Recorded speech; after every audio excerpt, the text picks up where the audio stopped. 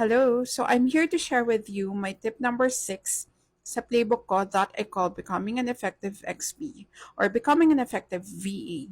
So for this tip, I want to share with you the things that I did and the things that I'm still doing and also the things I learned in order to establish a strong client XP relationship. And one of the first things that you should do, that I suggest you do, is to make an impression sa onboarding call pa lang. I know it's a very basic tip and meron pa nga dyang mga tips about executive presence. It's all about how you act, how you speak, and how you look. So, hina-highlight niya na hindi lang basta naka-smart casual ka or formal or maganda yung background mo. What's important is that you are able to communicate clearly and that you are able to stay calm and well prepared throughout the onboarding or kick-off call with your client. And gaya ng tips ko sa iba pang interview, just make sure that magpe-prepare ka rin ng questions because asking questions is really a good thing. It helps show the client that you are involved, you are interested in his business, or you are interested na mas malaman pa kung paano yung mga magiging workflow nyo. And it doesn't really have to be like an extensive Q&A, we don't have all the time in the world sa isang kick-off call para itanong lahat. Actually, during the conversation with the client, you can also like formulate some questions sa mind mo. And it just really is important for me na meron ka talagang matanong or at least meron ka mga madagdag dun sa mga napapag-usapan yun ni client. And for this second tip, this is all about communication again. And it's one of the videos that I already published on TikTok a few days ago, I think. So, communication talaga, marami ang mga iba't ibang aspeto. For example, you always need to think and feel like your client. Let's say you are going on time off, and at least before going on time off, ensure that you delegate your tasks to your teammate, your colleague, or at least, let's say, ikaw lang mag-isa yung nag-work.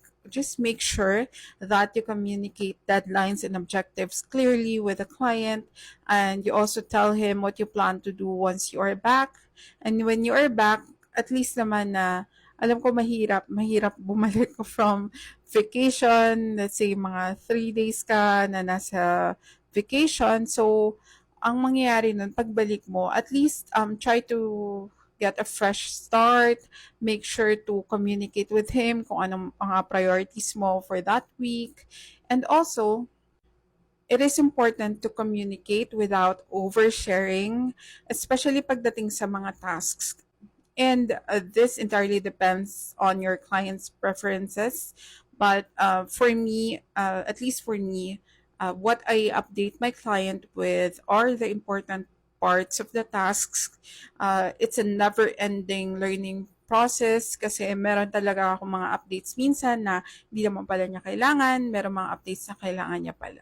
So hindi siya hindi siya something that you learn overnight. You will notice and you will get to know more about him, and just make sure that you also record that. You also put that in your own playbook as much as possible kasi nga para meron ka ring babalikan eventually. Kunwari merong isang familiar task na nakalimutan mo na gaano nga ba kalalim or gaano karami yung information na kailangan kong ibigay sa client ko. Wait, let me take a look at my Asana, let me take a look at my Notion, and maybe nandun yung sagot before I go ahead and update my client.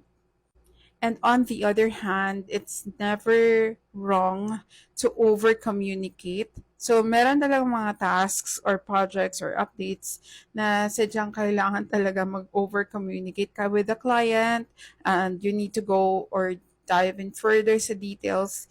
And again, it's a never ending learning process. kahit ako hanggang ngayon, I'm still trying to discover, especially sa mga new tasks, I'm still trying to assess kung ano nga ba to, gaano nga ba to kaimportante sa kanya. And again, it's all about communication. Like, for us, I mentioned this on my last video, na at least for us, there's a starter, every Monday, meron akong mga sinasabi sa kanya, mga top priorities ko, para at least the rest can be discussed as we go along. So as we move along sa week na yon, and at least we know the deadlines, we know the urgency, we know the priorities. This is a very classic tip, pero kailangan din you make time for yourself, you get to know yourself more, and discover yourself. Sabi ko nga doon sa isa kong video na at least try to assess yourself even at the end of the week, or kung gusto mo monthly, weekly, or daily pa yan na self-evaluation, because it's best to be involved like in your own performance, in your own review. Bukod pa dun sa mga pag-uusap nyo ni client about your performance, about your areas for improvement, and so on. And the rest are just classic tips. Again, usual tips: be proactive, always think 10 steps ahead of your client, find creative ways to accomplish your tasks, never be afraid to ask questions kung kinakailangan talaga. Like, when it's really time to ask your client for help, then ask for it. Kasi yung nagigas ka lang, like no guessing, no surprises. It's always best to communicate. And I always encourage like yung mga tao na nakakausap ko or nanghihingi ng advice ko pagdating sa establishing a strong relationship with a client or working with a client. I always suggest that workflow as much as possible. It doesn't have to be a very formal playbook. Like, just keep a document where you can check out all of the processes that you've done, all of your workflow, the roadblocks, the wins. Kasi maganda yung balikan. Like, I have this task na after 1 year na ulit siya. So if I did not record that, if I did not write that down sa Asana, and then I would be very clueless. I'd have to start from scratch. And sobrang helpful nun, I'm telling you. Sobrang ganda talaga na meron kang playbook. You have a playbook for almost everything, for almost every task. And of course, never forget to let the client know or let the client feel that you actually care and you appreciate his feedback, kung meron man siyang feedback sa'yo, or you care about the business, you care about the company, you care about him, because hindi lang naman to transactional. This client XP relationship involves a lot of factors, involves a lot of emotional, analytical, logical processes. Sobrang dami talagang kailangang gawin at isipin, but you learn and you grow with your client. And I will be back for more tips.